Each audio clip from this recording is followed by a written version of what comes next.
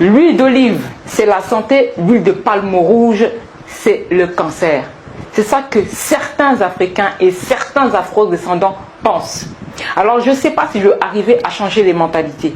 Mais une chose est sûre, dans cette vidéo, je vais te faire un comparatif entre l'huile d'olive et l'huile de palme rouge. Et je vais te démontrer que l'huile d'olive n'est pas toujours aussi saine qu'on croit. Première chose, l'huile d'olive est dite saine, pourquoi? Parce qu'elle est riche en un type de gras qui s'appelle oméga 9. Voilà, et ce type de gras-là est important dans l'huile d'olive, plus beaucoup d'antioxydants qu'on appelle des dérivés phénols. Voilà, hein, c'est ce qui donne cette couleur un petit peu verte à l'huile d'olive. L'huile de palme, elle est riche en acides gras saturés et riche en oméga 9, 50-50, 50-50.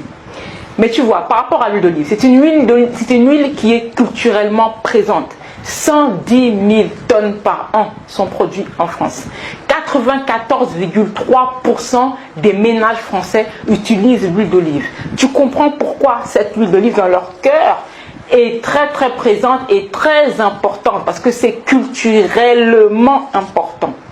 Maintenant, qu'est-ce qu'on dit sur l'huile de palme? Qu'est-ce qu'on dit actuellement? Que du fait de ces acides gras saturés, elle pourrait boucher les artères, elle pourrait créer des maladies cardiovasculaires, voire même des cancers. C'est totalement faux. Là, je partage avec toi cette étude-là qui te montre que le gras saturé de l'huile de palme ne provoque pas de cancer. Au contraire, l'huile de palme est riche en bêta-carotène, qui est en antioxydants, et surtout une vitamine E particulière qui s'appelle les tocotriénols, qui est un puissant antioxydant, qui protège le cerveau, qui lutte contre le stress oxydant. Et dans cette étude que tu vois actuellement qui est exposée, tu vois bien que en fait c'est même l'inverse. Non seulement elle empêche les maladies cardiovasculaires, elle empêche qu'il y ait ces caillots dans le sang, et en tout cas elle prévient plutôt les caillots dans le sang, elle limite même la prise de tension. Donc voilà, première différence. L'huile d'olive serait indispensable à notre santé, alors que les oméga 9 qu'elle contient, notre corps peut lui-même les fabriquer tout seul. Il y a même des professionnels de santé en Afrique qui conseillent l'huile d'olive, alors qu'il n'y a pas, ou très peu, ou même pas du tout d'olivier en Afrique subsaharienne. En plus, l'huile de palme rouge est totalement adaptée aux personnes afrodescendantes. Pourquoi? Je m'explique. Tu vois, elle est riche en un puissant antioxydant qui s'appelle le coenzyme Q10. Elle se marie tellement bien avec les sauces de notre grand-mère. Les sauces que notre grand-mère faisait, sauce feuille, sauce coque, tout ce que tu veux. Même apparemment l'ondolait aurait été fait au départ avec l'huile de palme rouge, parce que c'était la première huile que nos anciens, nos grand-mères connaissaient. Et en plus, il y a deux données qu'il faut que tu retiennes. La première donnée, c'est qu'il y a plus de 250 millions d'enfants en Afrique qui manquent de vitamine A. Et tu sais que les bêta-carotènes, l'orange, le rouge, qui est dans l'huile de palme, ce bêta-carotène-là va se transformer, si tout se passe bien, va se transformer en vitamine A dans le corps. Donc c'est une bonne source pour les enfants, pour leur cerveau et surtout pour leurs yeux. Deuxième chose, c'est qu'il faut bien intégrer cette donnée de l'épigénétique.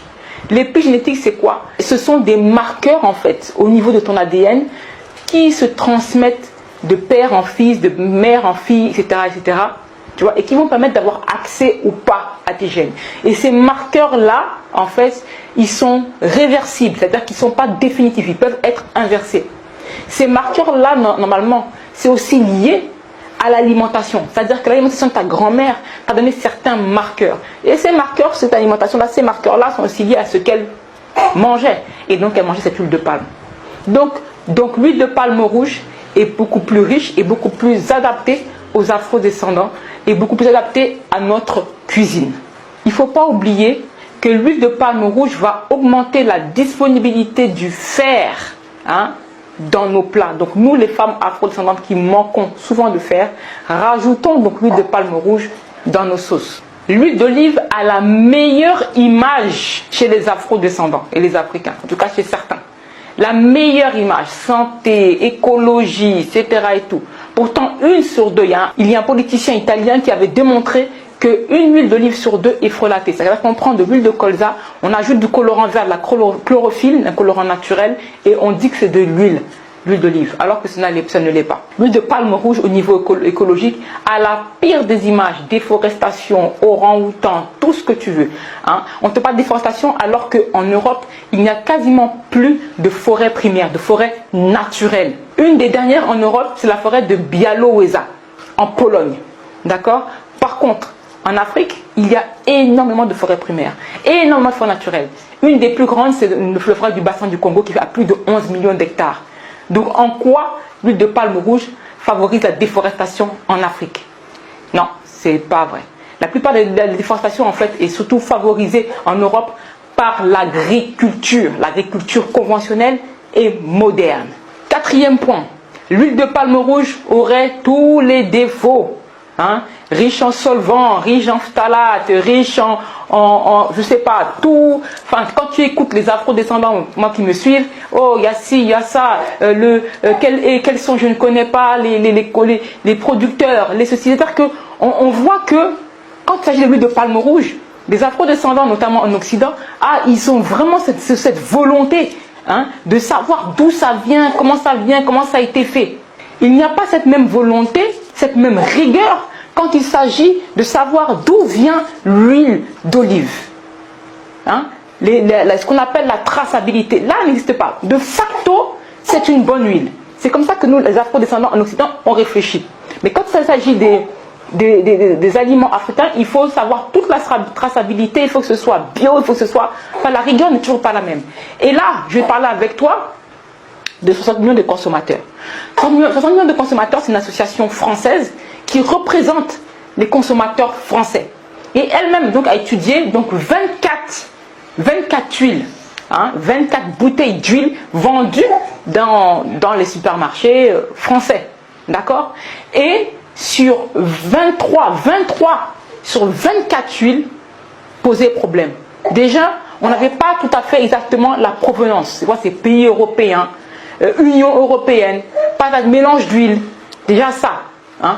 Deuxièmement, ils ont trouvé dans les 23 bouteilles d'huile sur les 24, ils ont trouvé des plastifiants, donc des phtalates. Trois types de phtalates. Je t'épargne les noms qui sont un peu compliqués. DNIP, DEHP, DBP. Trois types de phtalates. Hein. Donc, des éléments qui viennent des plastiques qui sont des perturbateurs endocriniens et qui sont toxiques pour la reproduction. Quand on voit le nombre de femmes, hein, afro et afro-descendantes, même en Occident, d'accord, qui ont du mal à avoir des enfants et qui prennent des huiles pensant que de toute façon l'huile qu'ils vont acheter au supermarché est une huile superbe et la meilleure des huiles qui est l'huile santé. Perturbateur endocrinien, reprotoxique, toxique pour la reproduction.